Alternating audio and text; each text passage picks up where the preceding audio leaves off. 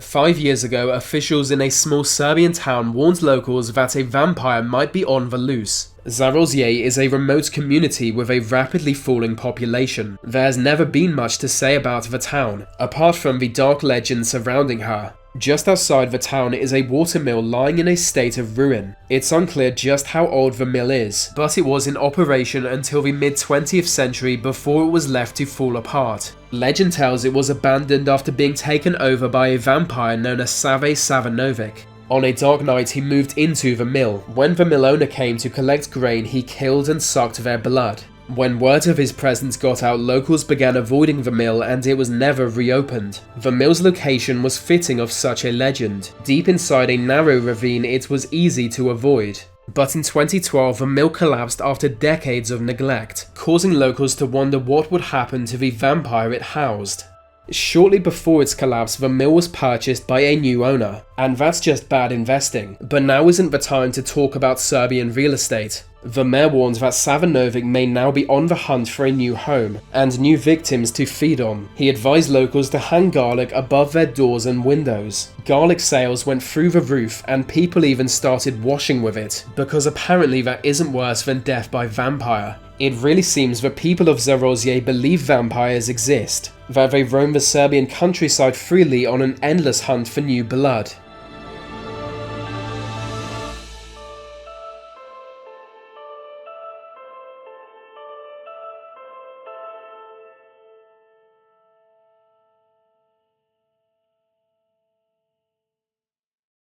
Savanovic is by far the most notorious vampire in Serbian folklore, but he was not the first. The word vampire is thought to have come from Serbia, spreading to Western Europe when Austria conquered the Balkans centuries ago.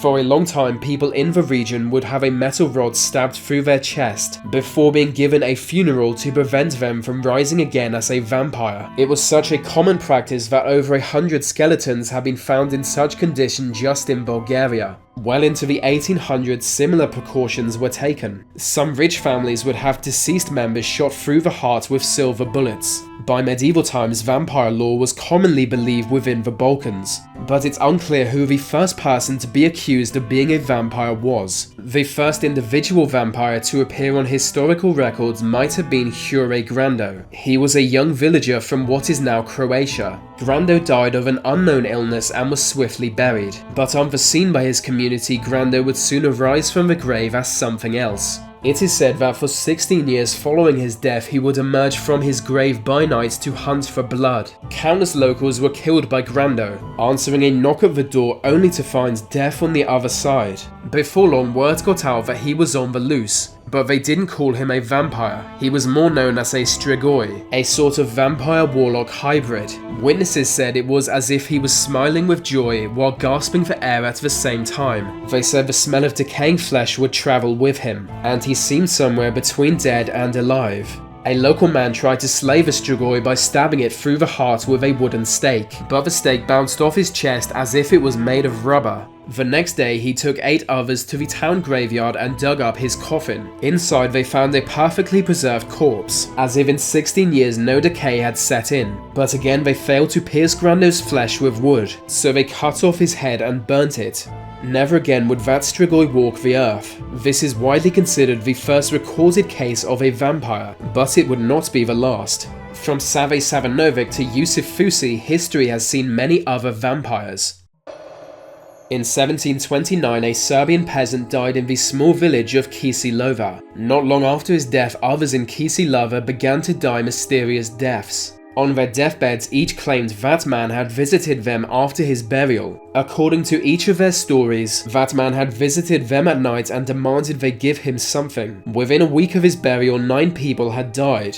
He was Peter Blagojevich, a quiet man who while alive caused no harm to anyone, but now even his son claims to have been visited by his dead father. He said Blagojevich demanded food, and in a state of fear he handed food over, but the next night he came back for blood, murdering the son and draining his corpse. This murder was the final straw. They had learned the hard way that vampires can be bloody annoying. They contribute nothing to society. Some would call them the worst kind of squatter. And so locals decided to exhume Blagojevich's coffin to examine him. At first the local priest refused to allow it, but with the town growing ever more scared, he stepped back. When the coffin was opened, they saw a fully preserved corpse with fresh blood on his lips. His hair, beard and nails had grown significantly. It was as if he was still alive. They drove a wooden stake through his heart and saw more blood flow from his mouth, eyes and ears. His corpse was then burned and garlic sprinkled throughout the cemetery. Only after this was the community safe from their resident vampire. But it was just the beginning of the story. At this point in time, Serbia was part of the Austrian Empire, meaning European newspapers took interest in the event. News of a bloodthirsty undead Serbian monster rapidly spread through the continent, causing a vampire hysteria that lasted for much of the 18th century. The Austrian government even sent a commission to investigate if vampires really did exist in Serbia, and as far west as the United States, incidents of vampires were reported. 1 year later, another case emerged from the Balkans, and people started to wonder if there are any Serbians who aren't vampires, the answer to which is no. It was widely believed vampirism was caused by a mysterious plague spreading through Europe, one that could turn anyone into a bloodthirsty monster who would by night feed on any living creature they find, be it a sheep or human. In 1732, the Austrian investigation was published. The report told the story of a man called Arnold Paoli. Paoli was an irregular soldier travelling across Serbia to find work fighting the Ottomans, but wherever he went he was followed by a vampire. The monster stalked Paoli for years, driving him mad until he followed it back to its grave and ate dirt from that grave. Within a week he was dead, and within a fortnight of that he had risen as a vampire himself. At first it was just livestock that fell victim to him, but after several locals were found dead in similar fashion, people began to suspect a vampire was at large. The only person to be buried leading up to the incident was Arnold Paoli. When his corpse was exhumed, fresh blood was found smeared over his face.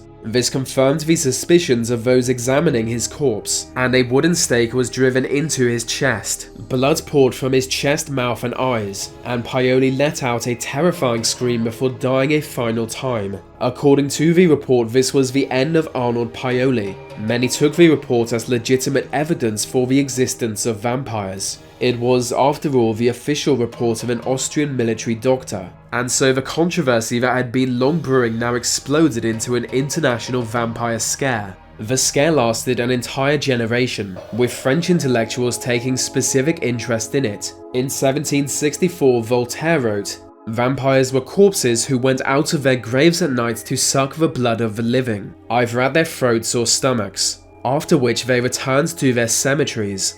He was not the only acclaimed author to look into vampirism, yet still belief in vampires waned with other superstitions of the time. The scare came to be known as the 18th century vampire controversy, and belief in vampires would largely only flare up in the event of other scares in coming centuries, like the New England vampire panic of the late 19th century. Its origins lie in an outbreak of tuberculosis in New England. After a while, rumors emerged that tuberculosis was caused by vampires drinking your blood at night. As the disease spread, people began to panic and vampires were blamed. Like in Europe, corpses were dug up and burned. Around this same time, Irish author Bram Stoker got hold of a copy of the Austrian doctor's report from over a century before. It obviously had an impact on him as he went on to write Dracula. Dracula was published in London in 1897, and by this time Western European society put little faith in the existence of vampires. But in the eastern corner of Europe it was a different story, where there were still and are still many in rural Serbia who believe in vampires.